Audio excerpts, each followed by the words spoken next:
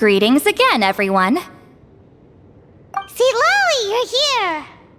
I got the ceremonial sword from the chief.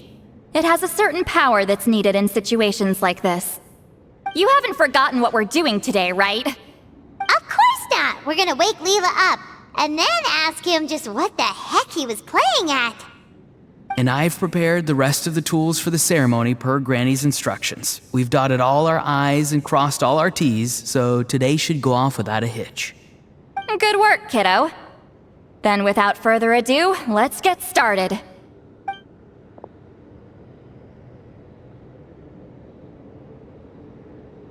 I give offerings from the mystic smoke, the gift of stars on a moonless night, a wreath of dreams in the swirling wind.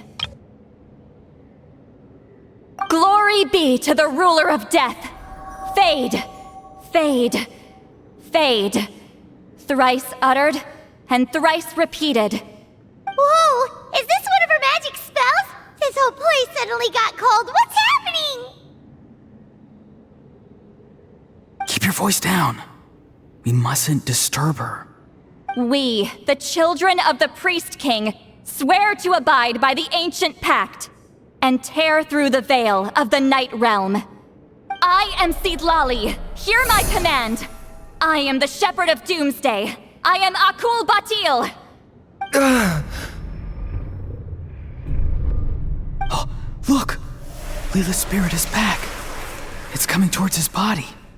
I shall pierce the cloak of night with flintstone and banish all souls that do not belong to the land of the dead. Leela, obey my command and return to the land where the sun shines. Return to your own path. Did it work? Huh? Where am I? And who are you?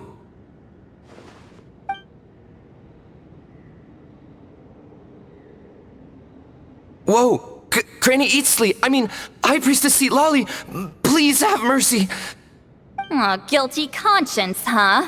So, you know full well what you've done. Do you have any idea how close you were to never making it back? Or maybe you thought life would be more fun as an inanimate object. I'm sorry, I messed up, and I'll face the consequences. Oh, you sure about that? Then say goodbye to your parents. Tell them this. Goodbye, Mom and Dad. I've realized I enjoy life as an empty shell so much that I've decided to get Granny Eatsley to turn me into a stone statue, so I can stand guard over her house for the next 100 years. No, please! Please don't, I'm begging you. I'll never do this again, I promise. Thank you, High Priestess Citlali. Thank you for rescuing me. Don't thank me. Thank my grandson. If he hadn't sensed something was amiss, I wouldn't have bothered getting involved. You're more than welcome, Leela. And don't mind Granny. She's all bark and no bite. We're just glad that you're okay. Besides, someone tricked you into doing this, didn't they? That Kakju guy. He's the real culprit here. No, Mr. Kokachu had nothing to do with it. It was all my doing. Huh? Well, I mean, he suggested the method of using a powerful spirit relic as a medium, but it was my decision to go through with it. I wasn't coerced or anything. I'm sorry. I'm the one to blame. The brainwashing is strong with this one. So did Kokachu provide the relic? He did. He said it was a treasure related to the Mare Jivari. Right, so that proves it. He was using you. He coaxed you into doing the clairvoyance for him. But I'm a spirit duffer who can't cast a single spell. What use would I be to him? Guys like me couldn't sense a spirit even if we spent the rest of our lives sitting and meditating. But Mr. Kokachu said that if I brute force the spell and immerse myself in a spiritually rich substance, I might be able to catch a glimpse of one. It seems like my only option. Still, brute forcing a spell when you're a spirit duffer is like forcing yourself to run a marathon without any legs. If it wasn't for Citlali, you'd have been lost forever. I know, I'm sorry. It's just... everyone in this tribe is so amazingly talented, and then there's me. I just didn't want to be the odd one out anymore. I totally understand how you feel, Leela.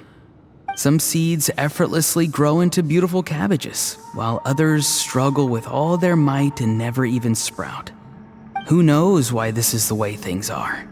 Maybe that's just life. Life is full of things we can't change.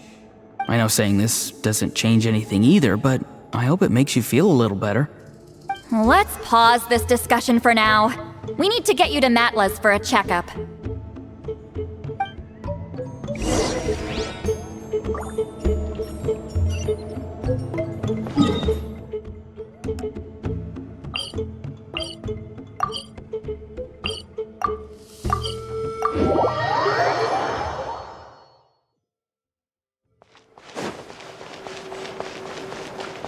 All right.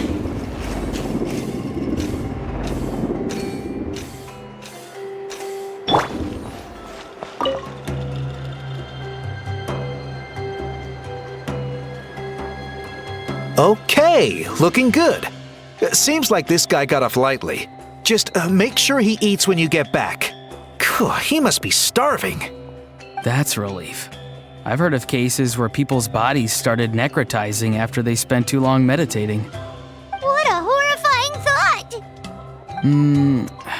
Anyway, Leela, even though we didn't know each other before all this, I'm still really glad that you're okay now. Well, maybe you don't know me, but I've heard all about you.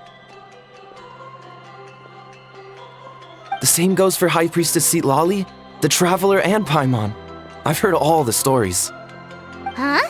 Even us? This might sound corny, but you're exactly the kind of people I've always dreamed of becoming. But it's clear to me now. That was just wishful thinking. Honestly, why'd I have to be born a spirit duffer? Nah, it's alright, really. I'm used to being useless by now. Thank you all for saving me. Ororon, I think you're right. It's just a fact of life. I promise I won't take another risk like this in the future. I've brought you more than enough trouble already. Aw, Leela. It's okay. There's no need to comfort me. Hey, you little rascal. What are you talking about? Look at me. Huh? What's wrong, High Priestess Citlali? I said, look at me. Take a good hard look. Sense anything strange? Granny, what are you talking about? What do you think, Traveler? Another case of happy to help written on someone's face?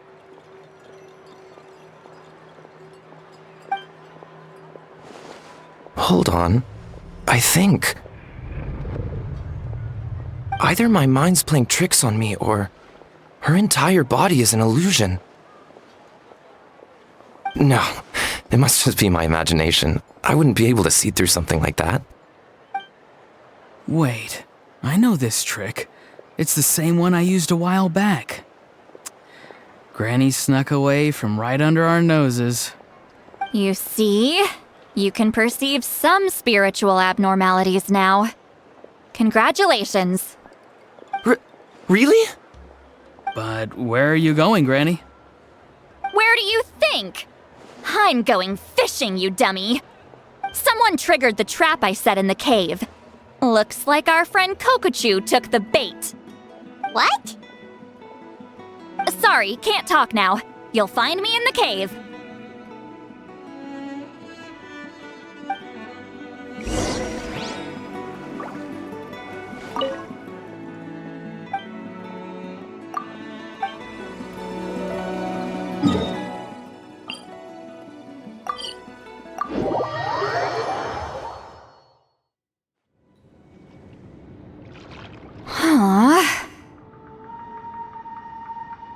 Don't believe it. He got away.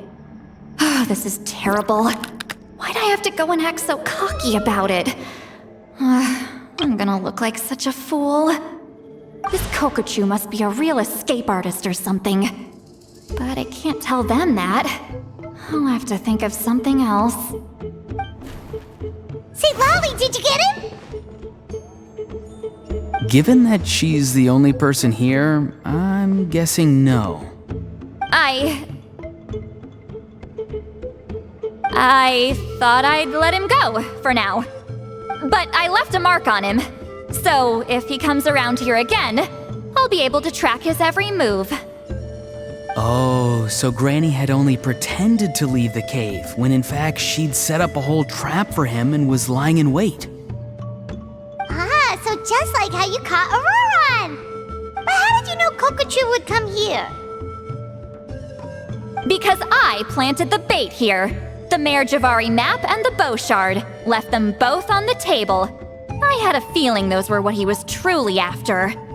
And sure enough, my trap was triggered just moments after we left. So you really did set up traps here after all, huh? Of course. It's just that they'd never do anything to either of you. See? What did I tell you? So, Mr. Kokochu, you used me after all. This whole time, all you wanted was to find the location of the Mare Jivari. That's right. I've been wondering about the shard he left ever since I came across it. Why did he leave it there? The moment I confirmed the Mare Jivari's location, that's when I realized it was bait. He was counting on Leela's spirit getting lost and the tribe coming to his rescue. Then, by helping Leela, we'd be helping him.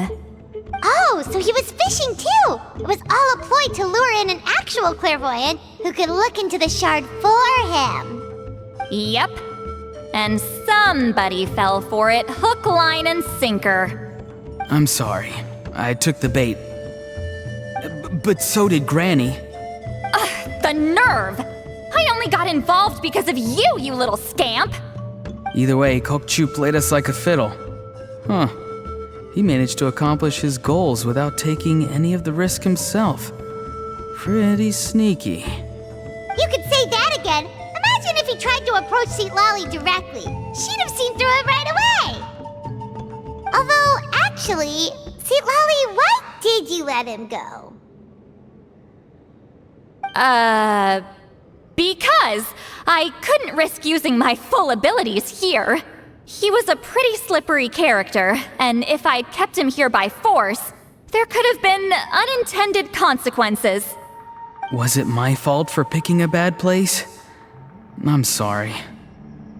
I went looking for somewhere with a wealth of spiritual energy when I first decided to help Leela, and ended up choosing this mad sage's hideout. Mad Sage? Yeah, he's napping right behind that wall. We'd have a whole new situation on our hands if we woke him up. That's why I decided against using my full abilities. I do have some good news, though. I snatched the shard and map back before he bolted, so I may have restrained myself, but I certainly didn't let him walk all over me. That's great! So he left empty-handed! Yes, sort of. The bad news is, he did get a look at the map before he left. Not that the Mare Jivari's last known location is a huge secret, but still. Yeah, that's kind of worrying. What if he's got some sort of diabolical plan? Don't worry, I'll keep tracking him. Also, Leela, if it's all the same to you, I'd like to give the shard and map to the Traveler as a gift. They might prove useful at some point in her journey. Absolutely. That's completely fine. The Traveler deserves it. None of us are interested in them. And if there's any chance of them leading you to the Mare Jivari, I'm sure an adventurer like you wouldn't want to pass on that opportunity. Granny Eatsley has a sense for these things. So, Granny Eatsley? Do you think I'm still a spirit duffer? What kind of a dumb question is that? You saw through my illusion, didn't you? I mean, that's partly because I deliberately made it imperfect, but even then, a spirit duffer wouldn't be able to see through that. Ororon, give this guy some lessons when you've got the time. Leela, put in the work, and we'll see how far you get. Amazing. Life is so full of surprises. As long as you keep moving forward, you might just run into some fertilizer in the middle of the road. I'm so happy for you, Leela. Let's both give this our best shot, and who knows? We might both be beautiful cabbages one day.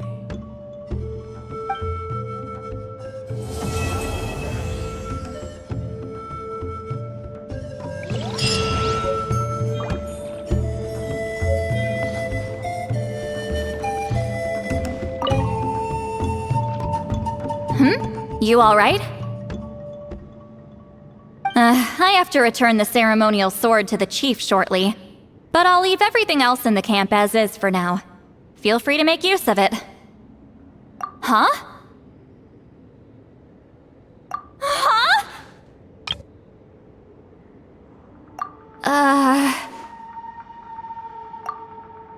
What is this? What's going on? How did she know I like those books?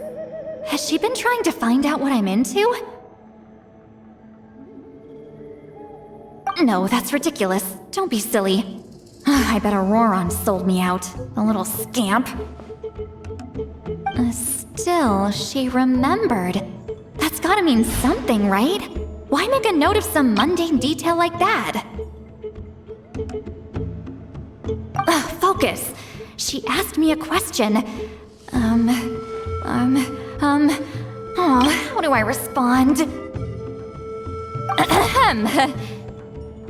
Sure, why not? I should have some time later. I'll let you know.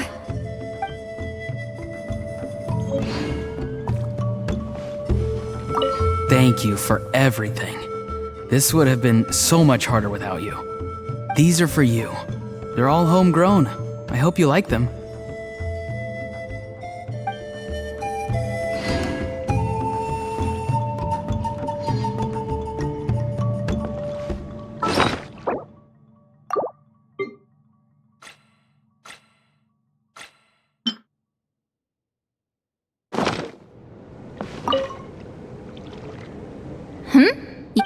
I have to return the Huh? What is... No, that's... Still, she remembered. That's gotta mean... Focus... Sure.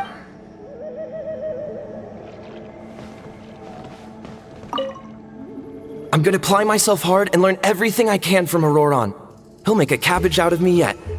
Although, to be honest, I'd rather become a carrot. More nutritious, you know?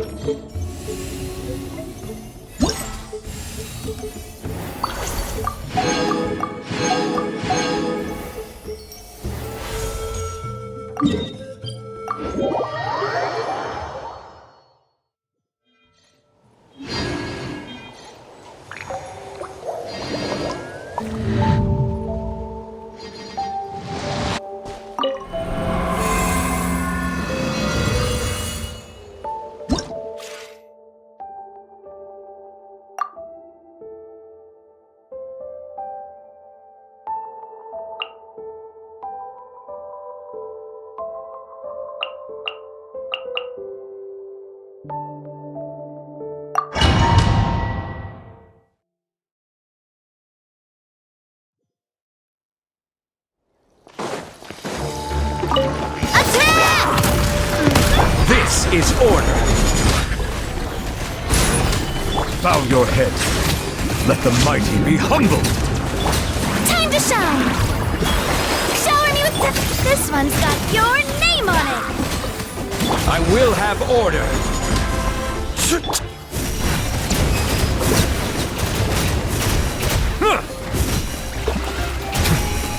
Be sanctified. Proper send-off! From the Order guide you. Gather! Tap! Silence! Coming at ya! Ha-ha! Attack! I will have order! Solidify! The tides beckon. Bow your head.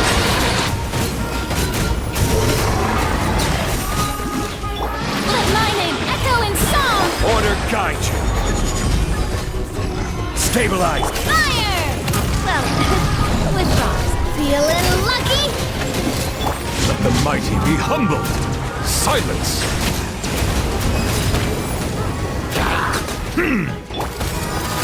Hey there! This is order. Fire! Well, time to shine! Strike a pose! The tides beckon. Settle down. I will have order. Solidify. Attack!